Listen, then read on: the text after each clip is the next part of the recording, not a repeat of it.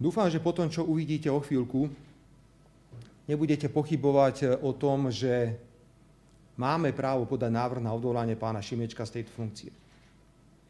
Keď som pred niekoľkými dňami oznámil, že predložím vládnej koalícii návrh, aby skupina poslancov sa podujala podať na Národnú radu návrh na odvolanie pána Šimečku, tak to vyvolalo obrovské množstvo emócií. Boli tlačové konferencie aj cez víkend, boli používané veľmi silné slová na našu adresu, ale predovšetkým bolo povedané strašne veľa vecí, ktoré neboli v súlade s pravdou. Preto zopakujem, že na najbližšej koaličnej rade, ktorá bude budúci týždeň, predkladám tento návrh oficiálne za poslancov strany Smer, Slovenská sociálna demokracia. Môžem povedať, že u nás nie je problém získať potrebných 30 podpisov, pretože máme viac ako 40 poslancov v Národnej rade. Myslím si, že už rovnaké stanovisko vyslovila aj Slovenská národná strana a počkáme si ešte na stanovisko politickej strany Hlas. Nebudeme rešpektovať, aby lídri opozície zneužívali také inštitúcie, také inštitúty, ako sú zákonné protesty, na ochranu svojich vlastných finančných záujmov, ochranu finančných záujmov vlastných rodín. Začneme krátkym návratom. Poprosím prvý obrázok k nadácii pána Milana Šimečku, ktorý je, to je zle napísané, prepáčte, je starý otec Michala Šimečku, aby nedošlo k nejakému pochybeniu.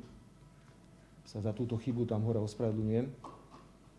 Tento subjekt, ako môžete vidieť od nástupu pána Matoviča v roku 2020, dokonca ešte aj v roku 2024, keďže Fond na podporu umenia bol pod kontrolou ľudí ešte z predchádzajúcej vládnej koalície, získal 363 300, z Ministerstva spravodlivosti 50 000, dohromady teda Ministerstvo kultúry a Ministerstvo spravodlivosti je to 413 300 a z ďalších verejných zdrojov dohromady táto nadácia pána Milana Šimečku, starého otca Michala Šimečku, získala 676 077 eur.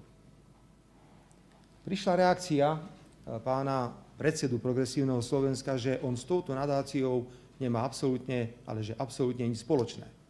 A že to je iba meno starého otca, ktoré bolo použité pri zakladaní tejto nadácie, ale že on v podstate a jeho rodina nemá nič spoločné s činnosťou nadácie. Poprosím preto jedno video. Vládna koalícia vás spája s Michalom Šimečkom, politikom, lídrom Progresívneho Slovenska. Vy čo máte spoločné? Stretávate sa, funguje v nejakých orgánoch, alebo ste priatelia, alebo čo presne?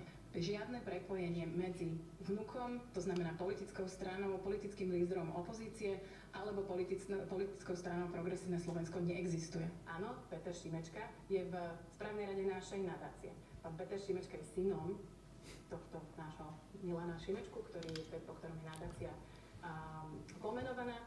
Takže, dámy a páni, priamo v prenose klamal predseda Progresívneho Slovenska, keď tvrdil, že jeho rodina a on nemá nič spoločné s nadáciou, že to je iba náhoda a že bolo použité iba meno jeho starého otca. Je potvrdené, že v orgáne tejto nadácie sedí jeho strýko.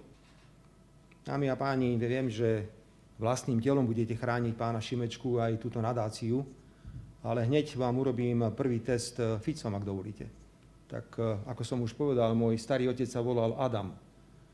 Je nadácia Adama Fica. V tejto nadácii bude sedieť môj strýko, mám ich viac, poviem jedno meno Jaroslav. A do tejto nadácie natečie za 4 roky skoro 700 000 eur. A ja vám budem rozprávať, že prepáčte, ale to iba úbohý Adam a jeho meno bolo zneužité na vytvorenie nadácie, ale to nič s tým nemá spoločné. Nehovoriac o tom, že ľudia z Progresívneho Slovenska boli postrkaní do všetkých možných štátnych orgánov v rokoch 2020 až 2024. Spomeňme si na zdravotné poisťovne, spomeňme si na ministerstva financií. Jednoducho bol obrovský vplyv.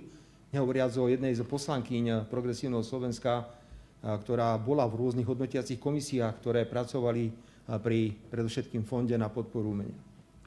Dobre, toto máme za sebou, preukázali sme, že pán Šimečka klamal a je evidentné, že ak má niekde strýka a organizuje hlučné protesty na odvolanie ministerky kultúry, ktorá robí poriadok v týchto inštitúciách, aby neboli takto zneužívané, tak tvrdíme, že zneužíva demokratické inštitúcie a inštitúty na obhajobu a ochranu finančných záujmov vlastnej rodiny. Ale poďme ďalej a to bude väčšia zábava. Nech sa páči. Viem, že to je nepríjemné, keď hovoríme o rodinách a rodine, ale inak to nejde, pretože pre predstaviteľov progresívneho Slovenska nie je nič sveté. Nič. Kľudne, prepáčte, ja nie som citlivý, ale ešte stále nie som úplne v poriadku z hľadiska zdravia. Nehľadí sa na nič. 3 mesiace po atentáte sa vykrikuje na mítingoch progresívneho Slovenska Fico do basy, nechápem za čo, asi za to, že ma nezastrelili, takže sa nepodarilo ma doraziť definitívne. Takže mne to je nepríjemné, že musíme o týchto otázkach hovoriť, ale inak to nejde. Nech slovenská verejnosť vidí, prečo pán Šimečka, prečo pani Kolíková a podobní organizujú verejné zhromaždenia, burcujú a odvolávajú či už Borisa Suska, alebo pani ministerku kultúry. Je to len a len preto, lebo tieto ministerstvá začínajú robiť zásadné zmeny vo fungovaní rôznych inštitúcií, fondov a nemôže sa opakovať, že sa budú priživovať na týchto verejných zdrojoch rodiny opozičných politikov.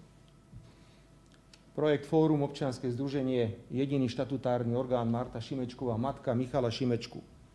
Hovoríme teda o matke predsedu Progresívneho Slovenska. Pokiaľ ide o fondy v gestii Ministerstva kultúry, roky 2020 až 2024 dohromady 129 000 eur. Ak si zoberieme Ministerstvo spravodlivosti, roky 20 až 23, potom sa to samozrejme zastavilo, 185 917, dohromady 314 917 eur. Pozdravujem do Veľkých Dvorian moju mamu, pani Emíliu. Predstavte si, že máme nadáciu, projekt Fórum, občianske združenie, jediný štatutárny orgán Emília Ficová, matka Roberta Fica. A v čase, keď sú moji ľudia nastrkaní do orgánov štátnych a mám vplyv na chod štátu v rokoch 20 až 23, dostane jediný štatutárny orgán, moja mama, 129 000 z rezortu kultúry a zo spravodlivosti 185 000, dohromady 314 917. Pán Šimečka, pekne vás pozdravujem, to sa vám dobre žije. Ale to je ešte málo, ideme ďalej. Neviem, ako to správne číta, že či to čítajú body alebo bod Y, to je teraz jedno, občianske združenie. Jediný štatutárny orgán Soňa Ferienčíková, partnerka terajšieho predsedu Progresívneho Slovenska Michala Šimečku. Gestia Ministerstva kultúry, Fond na podporu umenia, dohromady 190 000 eur. Máte konkrétne roky, dokonca táto suma peňazí bola schvaľovaná niekedy na začiatku augusta. 7. augusta, ešte predtým, ako došlo k zmenám v tých fondoch, ktoré o tom rozhodujú. Závažné na tomto, dámy a páni, ešte niečo iné. Že často pýtala peniaze nie na projekt, ale pýtala peniaze na fungovanie toho občianskeho združenia, teda na platy. Jednoducho, že dajte mi nárok peniaze, aby to občianske združenie mohlo existovať. No to sa výborne žije. Pán Šimečka, vy ste mali plat ako poslanec z Európskeho parlamentu, že vaša družka, vaša partnerka si musela pýtať z Fondu na podporu umenia takéto peniaze? A často tie peniaze boli použité len na platy? Alebo teda na to, aby si mohli dávať nejaké odmeny? Ešte raz, 190 007 eur za uvedené roky. Predstavte si opäť situáciu, že by som ja bol v takomto postavení. Nemožné. My sme si nikdy nedovolili ťahať svojich rodinných príslušníkov do takýchto schém. Ale keďže oni sú nedotknuteľní, sú svätí, tak si mysleli, že môžu všetko. Absolútne všetko.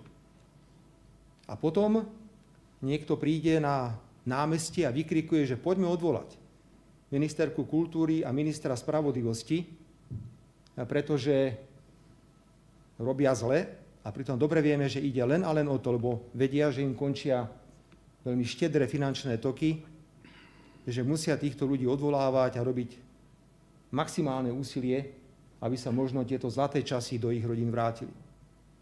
Viete si predstaviť, že za týchto okolností môže byť pán Šimečka podpredsedom Národnej rady Slovenskej republiky? Jeho matka, jeho partnerka, jeho strýko. Všetci brali z verejných zdrojov. Všetci. A veľká časť peňazí bola použitá na ich platy. Nechcem povedať, že všetko, boli tam aj projekty, ale aj na ich platy.